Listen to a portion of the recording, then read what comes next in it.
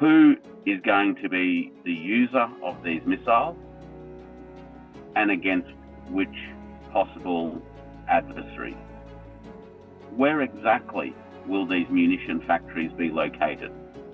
In which cities will they be located? And in which industrial precincts and suburbs will they be located? And do they make those suburbs a higher military risk than they used to be? Australia's sovereign independence has been significantly watered down to a point where, for some people, this independence is no longer a reality. The American nation has been the most militaristic nation of all nations, particularly in the post-World War II era. And that is why people are genuinely concerned that behind the facade of deterrence, the US is actually preparing for another military intervention. I don't think Australia has actually the same kind of cultural attachment to military interventions and warfare as the United States has.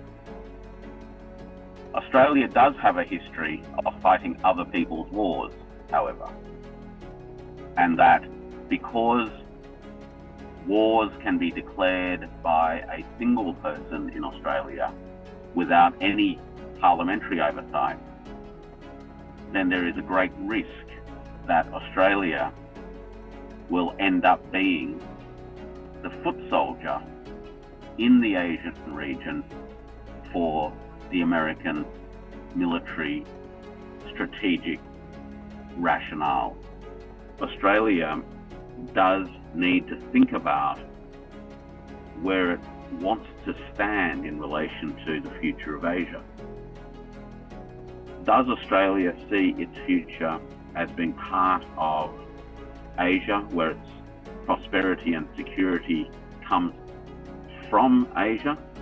Or does Australia predominantly sees itself as a country that gains its prosperity and security in Asia, but from outside of Asia?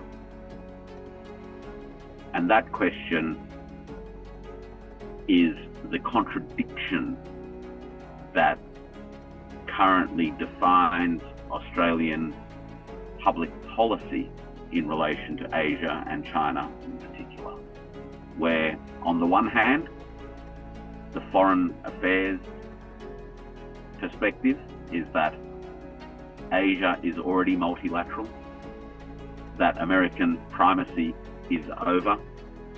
And on the other hand, Australia's military decisions and actions, which is all geared to the Americans' desire to reassert supremacy and primacy. So that's the contradiction, and that's not resolved yet.